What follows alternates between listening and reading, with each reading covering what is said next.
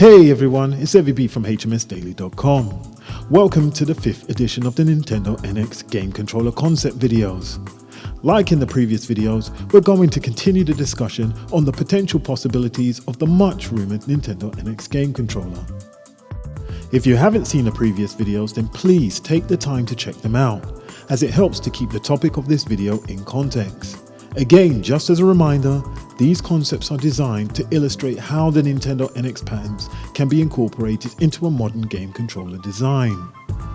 So let's just jump straight into the subject matter at hand. In the last video, we incorporated more features into the NX game controller concepts design to make sure it could support Wii U games. So now that we have a concept that seems capable of handling backwards compatibility, I want to look at the concept going forwards and the new possibilities it could bring. To do this, I have to do something controversial that I know you won't like, but I implore you to stay with me until I get to the point. Now what I'm going to do is keep the two analog sticks, but I'm going to remove the D-pad and face buttons from the NX game controller concept for the duration of this video.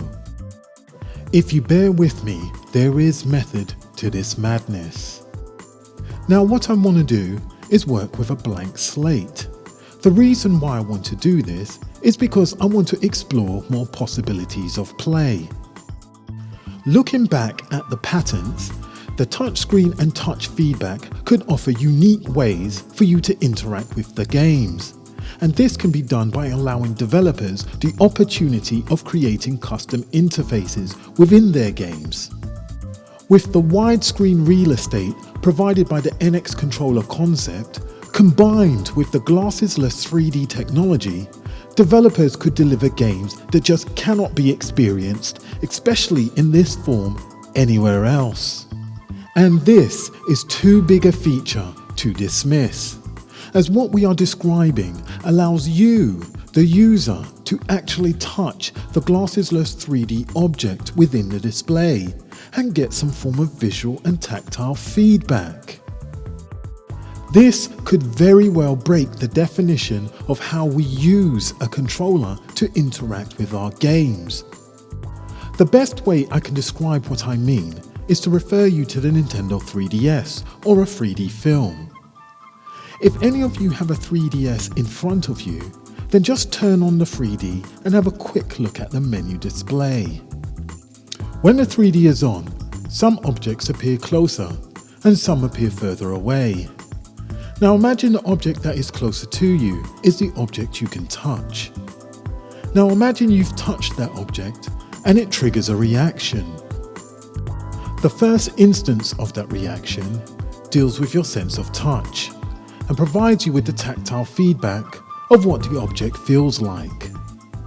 The second instance of that reaction deals with your visual response to touching the object, which in this case sends the object further away.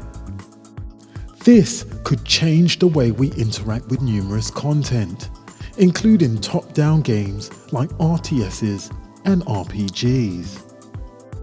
Developers can also provide context-sensitive interfaces within the design that can dynamically change based on the circumstances in the game. Now this could provide an unrivaled level of depth and interaction to each game.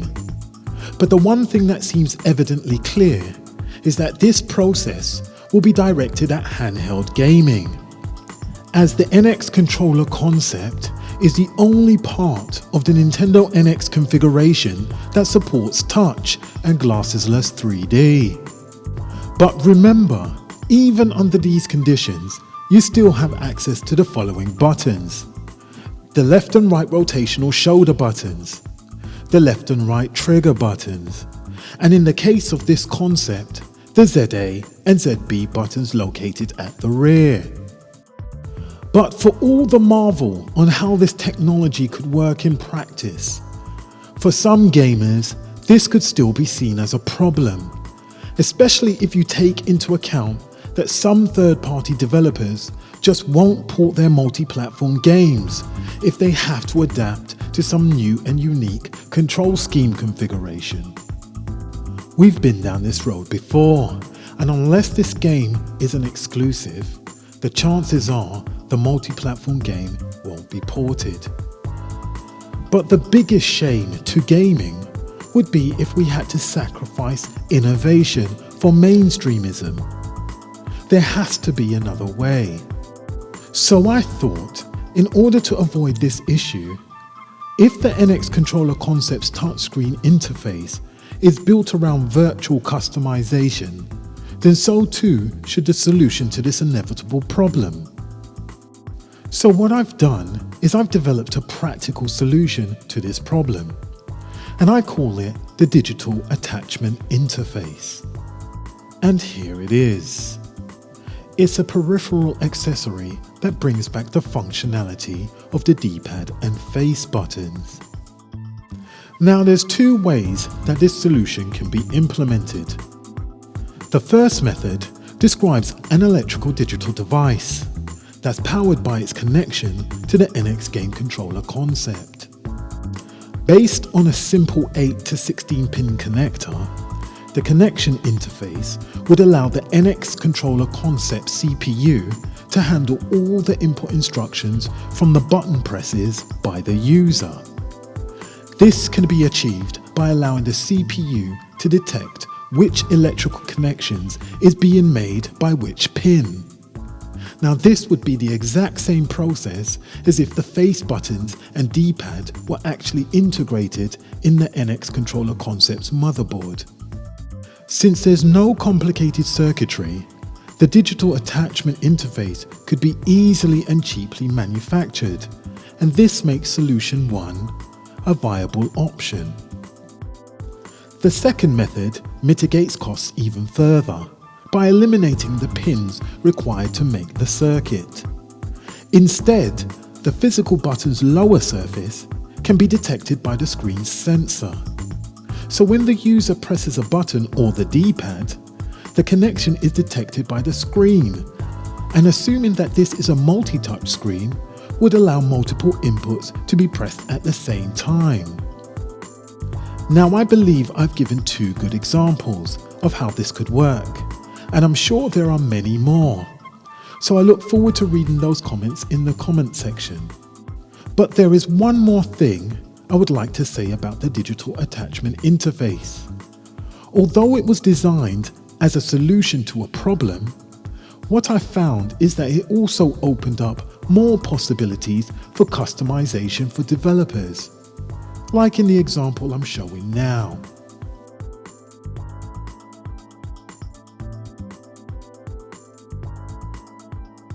Now developers no longer have to be constrained by the predefined configurations of modern game controllers.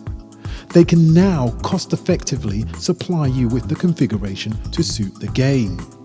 And it's here where I think we've added more validity to the concept. I hope you like what you've seen so far, and there's still more to come. In the next video in this series, I will continue to explore the controller. As I've said before, I'll be creating new videos in relation to the NX Home Console, and I'll be releasing more videos addressing other areas of the subject matter, so look out for those. I will try and create more rendered images of the controller to support the discussion, and placing the links to the high-res images in the description below.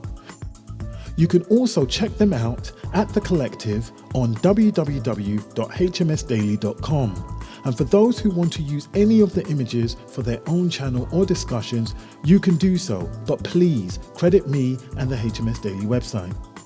You can follow me on Twitter at Mr. Evie B for any announcements. The link is also in the description below.